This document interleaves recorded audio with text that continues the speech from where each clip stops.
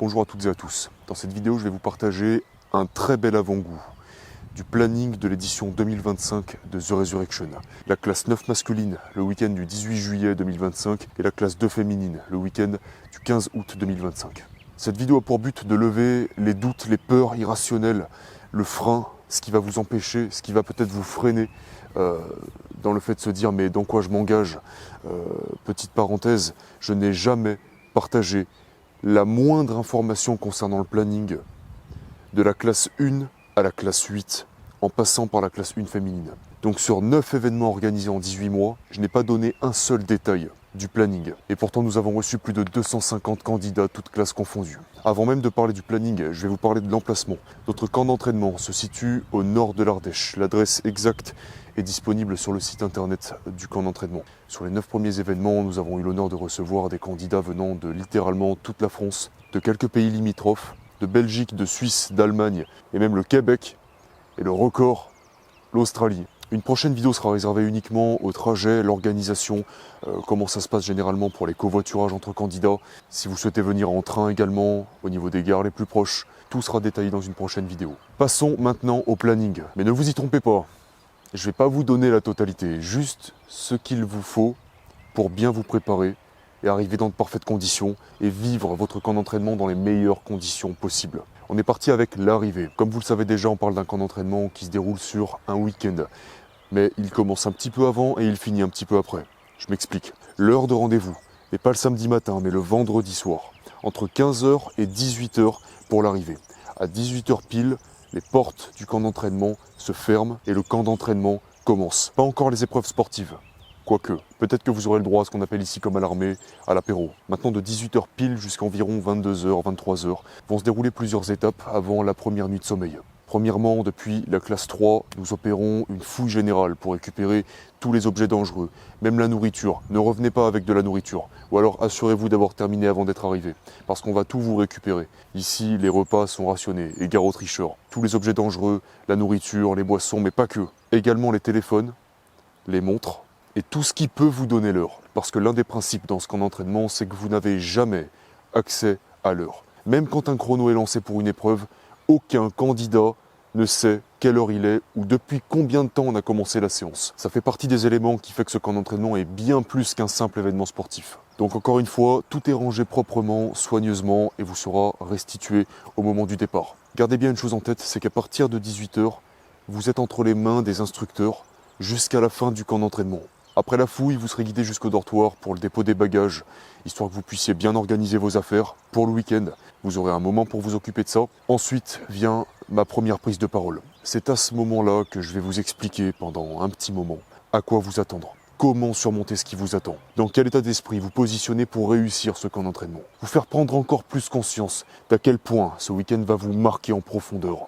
Après ma première prise de parole, installation du dortoir, donc vous serez invité à récupérer votre sac de couchage, vos affaires pour la première journée et tous les éléments indispensables comme la lampe frontale, la serviette, avant de vous installer dans le dortoir 2.0, même 3.0. Initialement, les premiers s'en rappellent, les candidats dormaient dans un grenier mal isolé, ensuite on est passé sur une tente de 50 mètres carrés.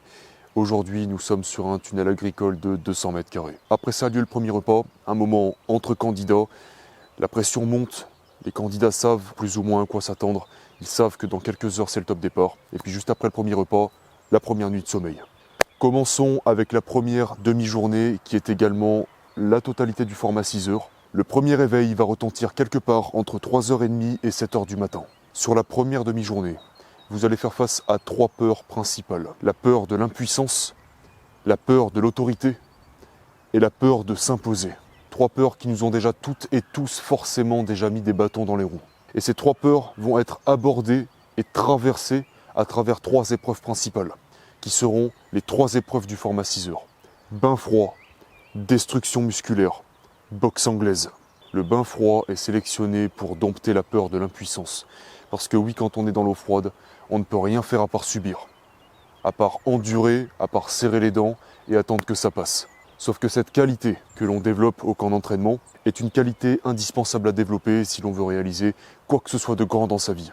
En ce qui concerne la destruction musculaire, déjà le nom donne envie. On est sur une session full body au poids de corps dans les graviers, probablement comme tu n'en as jamais fait. Au cours de cette séance, plus ou moins 10 000 répétitions, réparties sur tous les muscles du corps, des mollets jusqu'au cou. Là, on est sur la peur de l'autorité. Parce que, à The Resurrection, il n'est pas seulement question de faire bêtement des choses difficiles.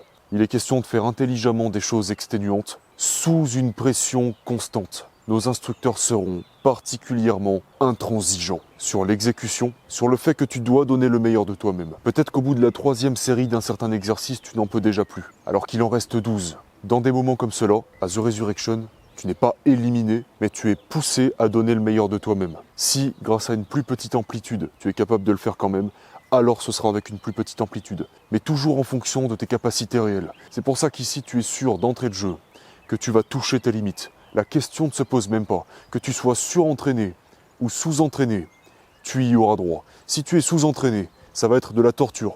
Si tu es surentraîné, tu auras le droit à des petits cadeaux, tels que des gilets lestés, tels que des kettlebells, tels que des rochers, tels que des objets plus lourds que les autres. Parce que le but n'est pas de faire la compétition avec les autres, le but est de faire la compétition avec soi-même et de l'emporter. D'aller chercher au fond de soi-même les ressources que l'on n'a encore jamais exploitées. Parce que si tu comptes venir pour faire ce que tu sais déjà faire, ne t'inscris pas, ça sert à rien. Or, si tu es capable de plus, tu seras poussé à aller chercher ce plus. Et pour la dernière épreuve du format 6 heures, on va aller taper dans la peur de s'imposer à travers un atelier boxe anglaise. J'ai fait personnellement 50 boxe anglaises et c'est dans mon histoire personnelle là que tout a commencé.